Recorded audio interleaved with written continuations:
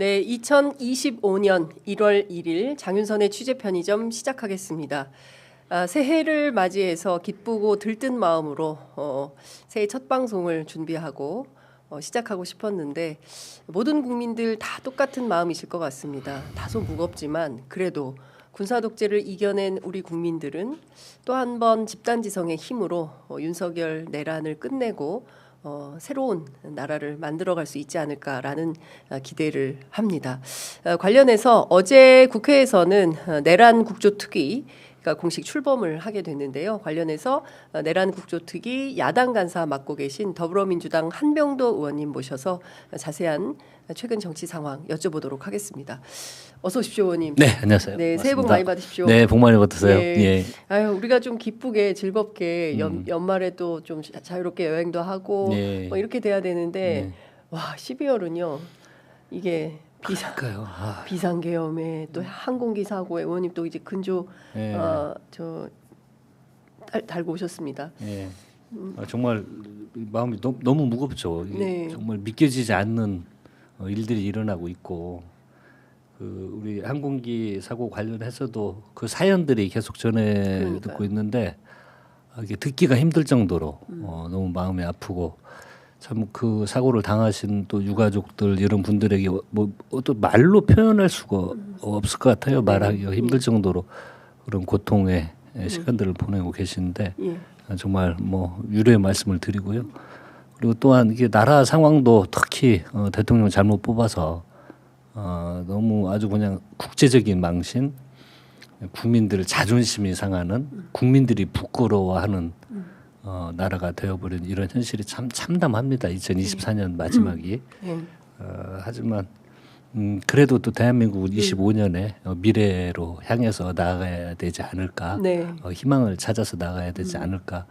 그런 생각을 무겁게 해봅니다. 네, 그러니까 쭉 저희도 이제 그 외신 보도 내용을 종합을 해보면 국제사회는 대한민국 국민 편이다. 네, 한국의 헌법 질서 그리고 법치주의가 제대로 작동이 되는지 그게 뭐 최상목이든 한덕수든 윤석열이든 관계없이 대한민국이 예측 가능한 그 헌법이 잘 돌아가는 법률이 잘 지켜지는 그런 시스템으로 운영이 되는 국가인지 아닌지 그게 굉장히 중요하고 그걸 우리가 만들어가고 있으니까 그 자체로 굉장히 큰 평가를 하고 있는 것 같습니다. 놀라워하고 있는 것 같습니다. 그러니까요. 특히 그 선결제, 그 선결제 시스템에 대해서 정말 해외 기자들이 야 이게 누구를 위해서 누가 와서 먹을지 모르는데 어떻게 500만 원씩 100만 원씩 그게 지금 여의도에서 국회 앞에서 그리고 또 저 무안에서도 그렇다면서요, 의원님.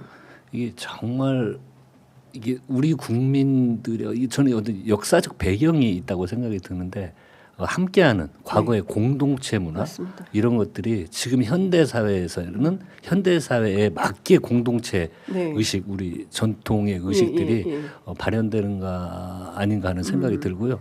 정말 대한민국을 부끄럽게 했던 건 윤석열 한 명입니다.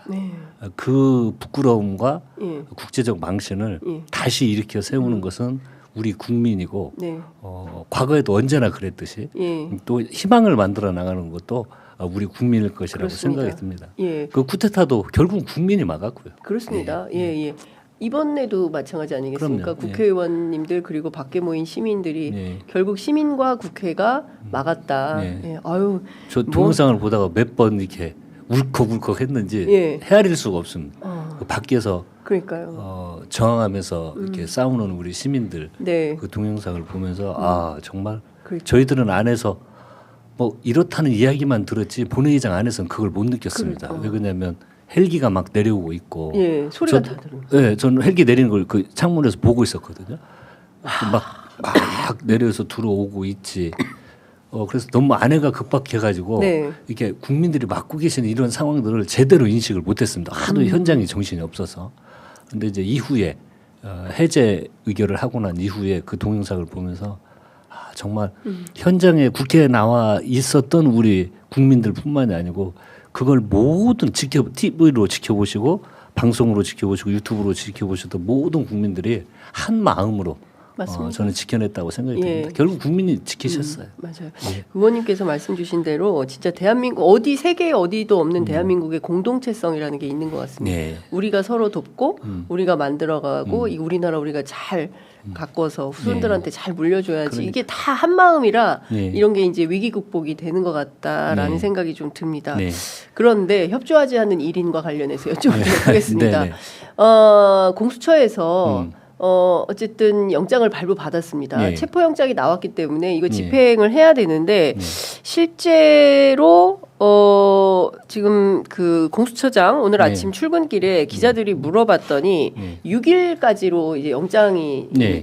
언론에 그렇게 나오더라고요. 되었기 때문에 네. 그 안에 그냥 하겠다. 네. 그러니까 오늘은 아닌 것 같습니다. 네. 근데 이렇게 자꾸 시간을 줘도 될까요? 어떻게 보십니까? 일단 공주본에서는 의지는 확실히 네. 체포영장을 받아내므로써 의지 표현은 확실히 됐다고 생각이 듭니다. 네. 그리고 아마도 뭐 경찰까지 동원을 해서 집행은 반드시 할 거고요. 네. 과연 이제는 이제 여건이 바뀌었습니다. 그 전에는 그 대통령실이라는 것이 국가 안보와 네. 관련이 있는 거기 때문에 뭐 압수수색 영장이나 이런 것들을 제대로 집행을 할 수가 없었는데 네. 이제 사람 윤석열 본인에 대한 체포영장이기 때문에요. 이걸 거부할 명분이 없습니다. 그리고 네. 법원에서 발부를 했기 때문에 그러면 저는 오히려 공권력이 집행이 될 명분이 있다. 네. 그리고 공조본에서는 반드시 공권력을 집행을 해서 신병을 확보할 거라는 생각이 들고 네. 그렇게 되면 더 이상 버티기 힘듭니다. 법이 체포를 하라고 하는데. 근데 오랫동안 예. 그 청와대에서 근무를 네네. 정무수석으로 근무를 하셨기 네. 때문에 누구보다 청와대 사정을 잘 아셔서 네. 물론 지금 뭐 대통령실로 이름은 바꾸긴 했습니다만 경호처가 어떻게 할 거냐를 둘러싸고 충돌 가능성을 언론은 계속 쓰고 있는데 실제 경호처가 그렇게 판단합니까? 이 상황에서 어떻게 할 거라고 전망하세요?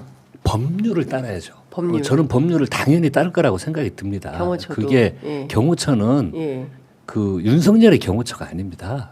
예. 예, 그 예? 개인의 경호처가 아니고요. 예. 우리 경호처 직원들은 그걸 누구보다도 예. 잘 알고 있습니다.